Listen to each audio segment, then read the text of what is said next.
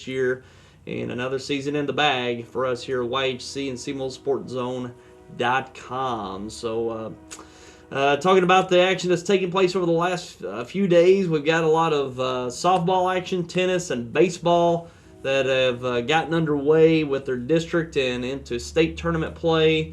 And let's go ahead and get into some of the action that took place over the last few days. Actually, yesterday in the spring softball state quarterfinals, it was Malden defeating Kennett by a score of 3-2, and the Malden Lady Green Wave advanced to the state semifinals in the spring softball state tournament. So the Malden Green Wave knock off the Kennett Lady Indians, who are the two-time defending state champions for spring softball, and just going to come up a bit short for the three-peat this year. But Malden advances here from the Boot Hill into the state semifinals for spring softball. So Malden's going to take over the Dunklin County torch to the state championships, and we'll see how that plays out. We'll talk a little bit more about that in our next segment, but the Malden Green Wave roll to the semifinals in spring softball. And also take a look at boys tennis yesterday. Dexter defeated Notre Dame 5-1, claiming their second straight district title in boys tennis. And Dexter won pretty soundly, won both of their doubles matches, and actually 3 of their doubles matches and 2 of the 3 singles matches. So very impressive performance by the Dexter tennis team. They've done well in the past, so certainly have the girls in the fall, and Dexter will advance on to the sectional round where they will take on John Burroughs in the next round as a team. So got their work cut out for them in the next round, but certainly a great year for the Dexter Bearcats boys tennis team. And moving on to some boys baseball district tournament action got underway just yesterday. And boys Class 1, District 1, boys baseball in the first round, Southland defeated Clarkton by a score of 6-5. Southland moves on. We'll talk about their later matchup in the next segment. Also in Class 1, District 1, it was Naylor defeating Delta 11-1. Now moving up to Class 2, District 2. In boys baseball, it was Van Buren defeating Neelyville 4-0. And also Alton defeating Wynona 6-0. Those two scores coming from Class 2, District 2 in high school baseball here in southeast Missouri. And as I said, district tournament play is going to be getting underway. We're going to talk about those brackets in the next segment here in southeast Missouri, all the district tournament brackets in the area, and also we're going to talk about those the Kennett and Malden game, and also the Dexter Tennis District Championship coming up in our next segment. So we're going to take a quick break and be back with that. We're Harry Blackwell Ford in Malden, Missouri. Hello, my name is Tim Ellison. Come see me for the best deal possible. You'll be glad you did. I'm Blake Miller, and I'm committed to your total satisfaction. Shop with us at Harry Blackwell Ford in Malden. Deposit your check here or here or even there. Deposit your check wherever you are with First Midwest Bank's new mobile deposit. Just tap, snap, deposit. It's that simple. New mobile deposit from First Midwest Bank, serving the communities we call home. The area's fastest internet just got faster. Introducing 100 meg internet, now available from New Wave. With 100 meg, there's nothing you can't do. Browse better, stream more, power every device. This is lightning fast internet designed to fit your family's needs. It's brand new, and it's the fastest game in town. Get 100 meg internet from New Wave, your local provider of the speed you need. Call 1-888-8-NEW-WAVE today.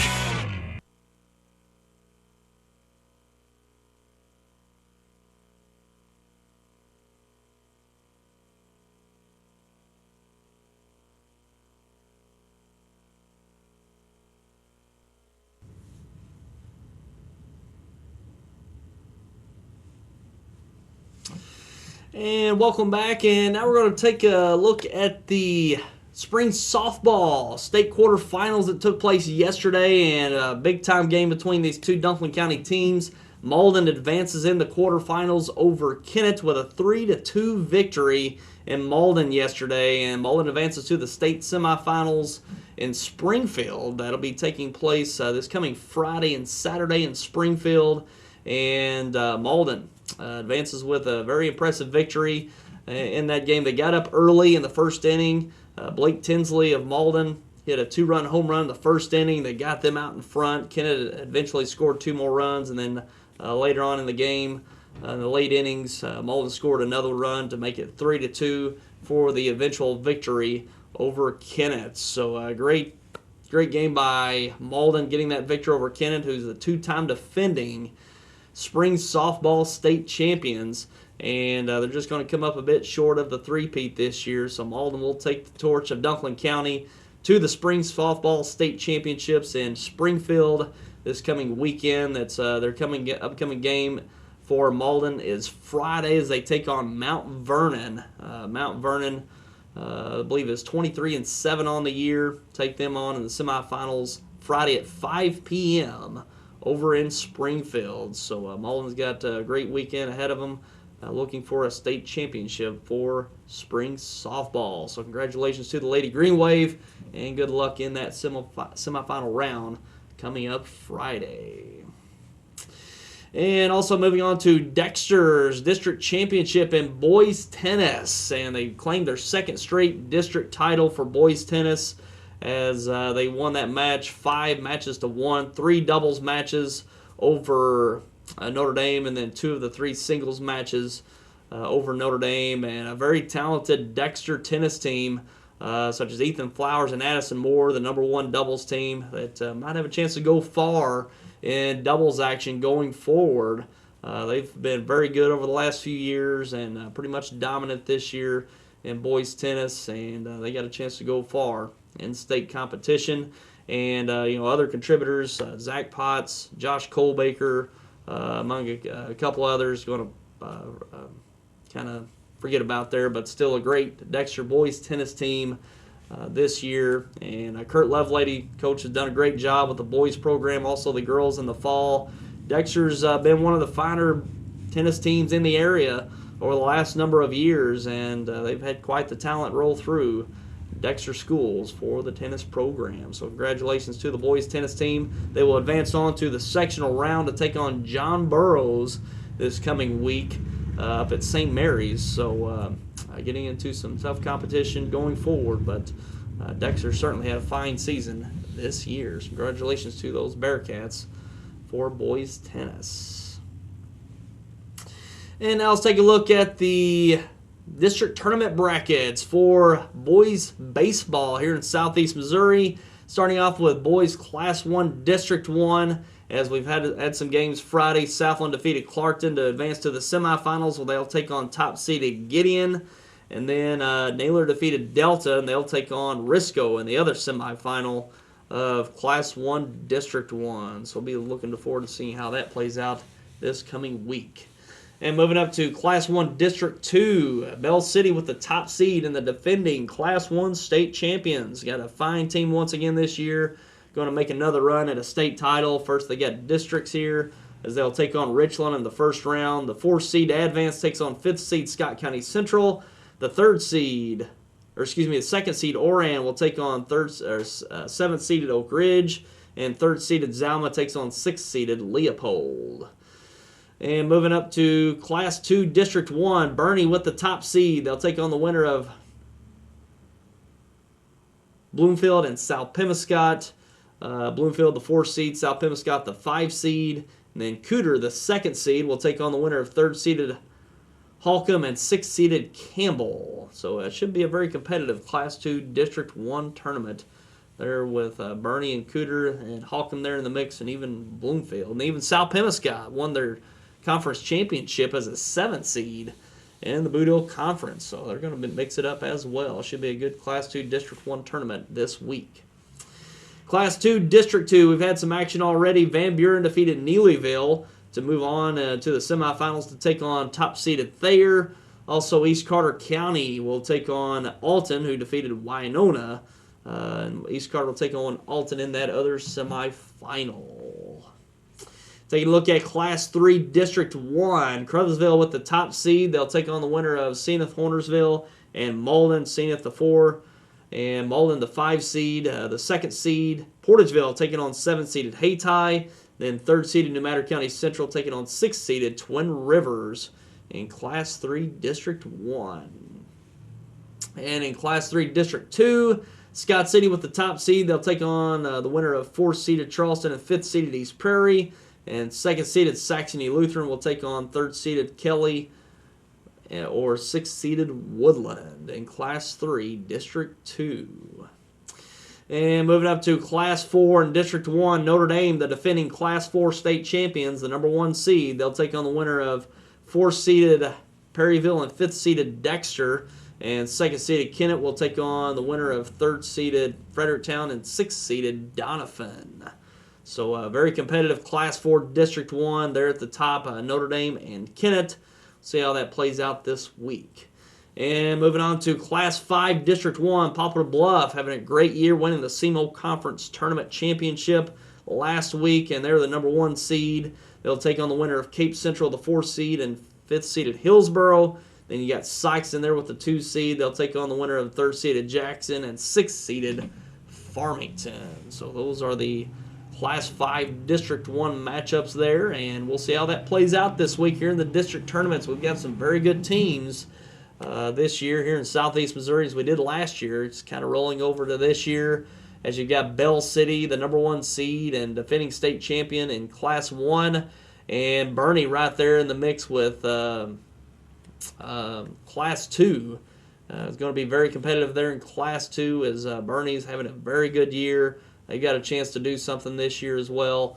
And Class 3 Crothersville has really come out of the woods this year, and being the top seed there in Class 3 District 1 should be interesting to see what happens there. And certainly Class 4 Notre Dame, the defending Class 4 state champions, they got a chance to go far as well. So a lot taking place in these state tournaments. It's going to be interesting to see how it plays out this week. And even Poplar Bluff, they're in Class 5. They can make some noise with a very impressive season this year, winning the SEMO Conference Tournament. Got a chance to do something in district play this week. So I got some very good teams moving forward. See how that plays out this week. And we're going to take another break and give you a Cardinals update and a look ahead in the NBA playoffs coming up. You just can't do it anymore, but you want to stay in your own home. Bales is the place to call. Bales is committed to helping people like you to maintain your independence and live your life on your terms with dignity. Bales can help with your family getting paid for taking care of you. There is no need to live anywhere but our own home with Boot Hill Area Independent Living Services there to help. Just call 888-449-0949 or stop by 719 Tico Road in Kennett to find out more. Bales, Boot Hill Area Independent Living Services, serving Dunklin, New Madrid, Pemiscot, and Stoddard counties. What is your emergency? Need assistance at County Road 61 and Highway 9. Help is on its way. Clear! There's a better way to jumpstart your soil back to health. Apply Endzone to protect and increase nitrogen efficiency without killing bacteria. Apply Prevent to increase phosphorus availability and reduce fixation. Better yet, use them both to get more from your fertilizer investment and see higher potential yields. Ag Explorer, your prescription for healthy soil. The competitive edge. It's the edge that sets you apart from your competition. Every business needs it. Now, every business can get it. Partner with Advanced Business Solutions and give your business the competitive edge. Advanced Business Solutions, delivered by New Wave, offers scalable fiber optic-based internet solutions to fit your needs. Now you can download without the wait on a network designed for you. Call Advanced Business Solutions and get the competitive edge for as low as $39.99 per month. We're Harry Blackwell Ford in Malden, Missouri. Hi, my name is Richard Clark. Come by and see me for the best deal possible and I'll take care of you. Hey, I'm Robert Sandage and I've been here for 17 years helping people with their financing needs. Shop with us at Harry Blackwell Ford in Malden.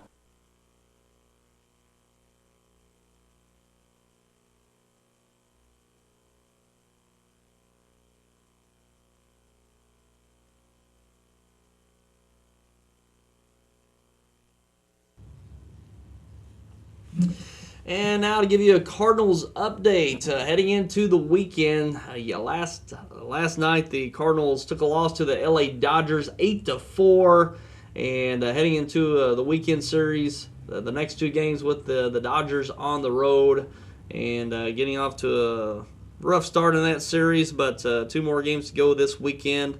We'll see how that plays out. The Cardinals currently stand 8 games back of the Chicago Cubs in the Central Division, 19-17 on the year, and they're tied for second place with the Pittsburgh Pirates, who stand 18-16, 8 games back as well, and the Cubs at 26-8 on the year, by far the best team in the league so far this year. So, believe it or not, the Cubs are going to be front runners this year. It looks like had a great year last year going to the World Series. Over the offseason, made some big moves and getting big-time play out of their top players and pretty much the roster as a whole. So it looks like the Cardinals are going to have to really turn it on, or they're going to be shooting for a wild card this year, the way it looks in the Central Division so far. So a lot of season left. That's the thing about baseball. You can turn it around pretty quick, but it is a long, long season. Heading in, we haven't even really got to summer yet. We've got a summer and some of fall to get through to get to October. So see how that plays out going forward. But the Cardinals currently tied for second, 8 games back of the division-leading Cubs so far. And take a look at the NBA playoffs. They're really starting to wind down to the conference playoffs now.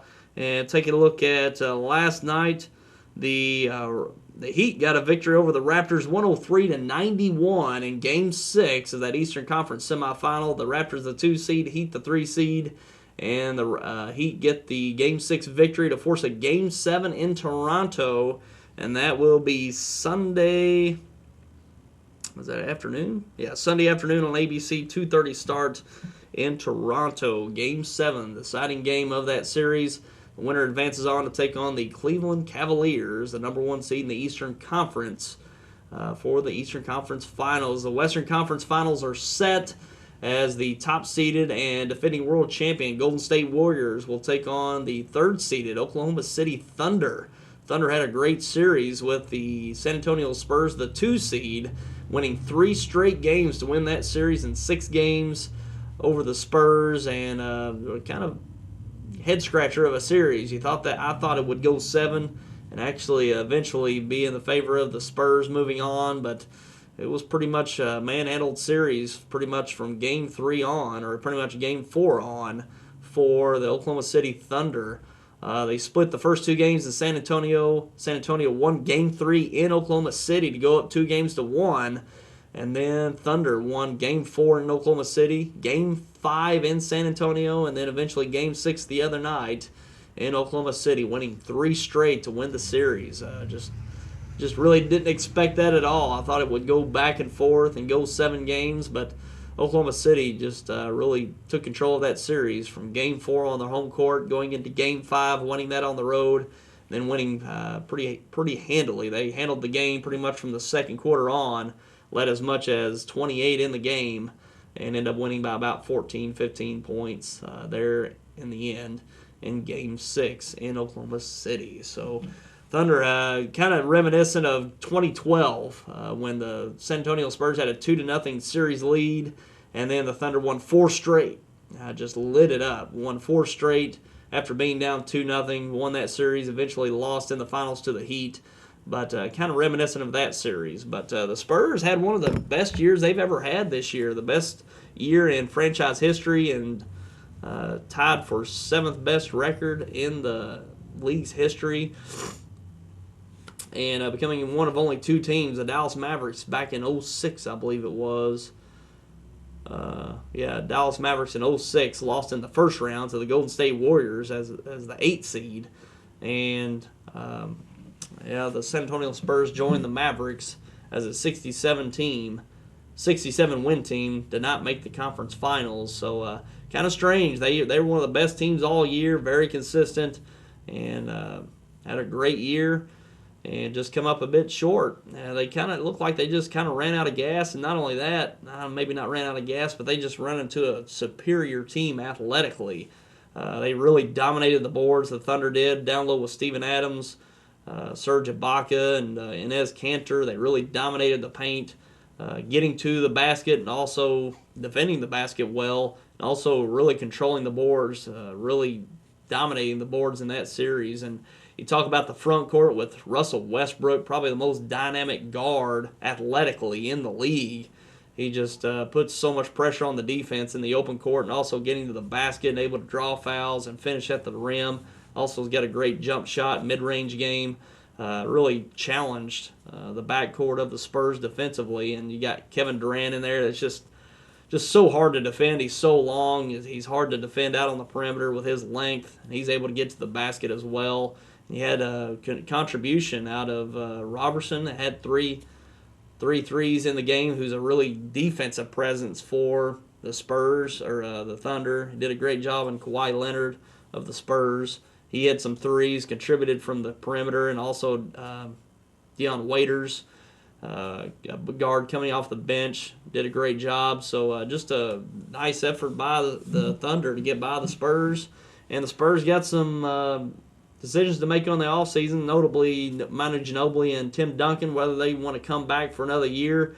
Really showed that they were just really it really showed in this series that their best days are behind them. But Tim Duncan had a pretty good game there in that deciding Game 6, had 19 points, 5 rebounds. But just for the series as a whole, you could just tell that he just wasn't going to be a big part of what they were doing in that series, coming off the bench. But you know that him and Ginobili are just pretty much going to be rotational players coming off the bench going forward. So, they're team guys. That's one thing that they've really done is bought into Greg Popovich and that organization and that system there. So, they may be just fine being rotational players coming off the bench, but certainly you'll have experienced players doing that if they wish to do that going forward. But you can just tell that their time has passed and they're just going to be role players from here on out. But they got a talented team. Tony Parker's still very capable point guard. Kawhi Leonard, one of the great best perimeter players in the game, also defensive players. And you got your LaMarcus Aldridge they picked up, and is certainly a fine player down low, and other contributors as well. Danny Green, David West, Boris Diaw. They've certainly got a great core group there that they'll be competitive going forward. But maybe as one of those top 2 or 3 teams, not sure. But it just showed that they were just really outclassed athletically in that series with the Thunder. But should match up for a great Western Conference final. The Golden State Warriors defeated the Thunder in all of their 3 games in the regular season, but they were tight games, especially on the road there in Oklahoma City, where Stephen Curry won the game on a 3-pointer at the buzzer with like a 35-footer. That was one of the highlights of the regular season. And the Golden State Warriors are driven now. They've driven to close this thing out with a 73-9 all-time record team. It was going to go down, I think, with them and them and the '96 Bulls neck and neck as the greatest team of all time. That's you can tell they're driven.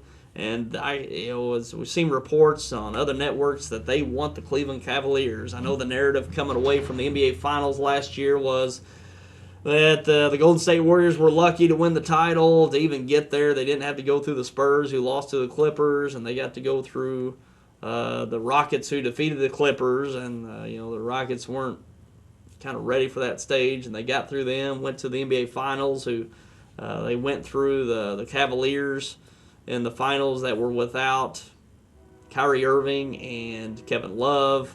And LeBron James trying to carry that team just wasn't enough, lost in 6 games. So the narrative coming away from that finals was that, well, Golden State would have lost that series if Love and Irving would have played, and they got lucky. And I can tell they played with a chip on their shoulder for the whole year. They broke the record in the regular season with 73 wins, now going to try to win back-to-back titles. And they're going to make a statement. I think they're going to win it, but they're certainly going to try to make a statement with this team that they're one of the best of all time. And really prove the doubters wrong from last year that they were just lucky to win that last year with pretty much the same team this year. So they're really trying to make their claim on history with this year's team, and I'm thinking they're going to do it. But it's going to be a great series with the Thunder.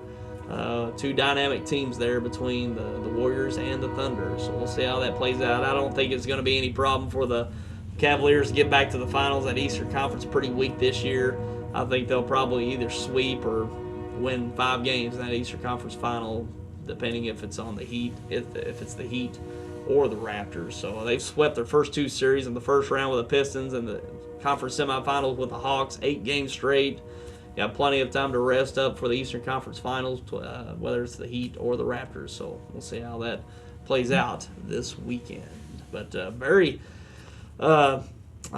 entertaining. Very entertaining NBA playoffs so far this year, especially the Western Conference. The Western Conference semifinals was great to watch. Both the Golden State Warriors and the Blazers, and then the Thunder and the Spurs. I'll tell you that the Trailblazers, they were beaten 4-1 in 5 games, but they really put up a fight. They were pretty competitive in every one of those games, and they even controlled probably 3 of the games that they lost. The last 3 games that they lost, they had a chance to win. So they really put up a good fight. Damian Lillard had a great series, and was that C.J. McCollum, other off guard for the Blazers? They put up a good fight. So it's been a entertaining series or entertaining playoffs to watch so far this year.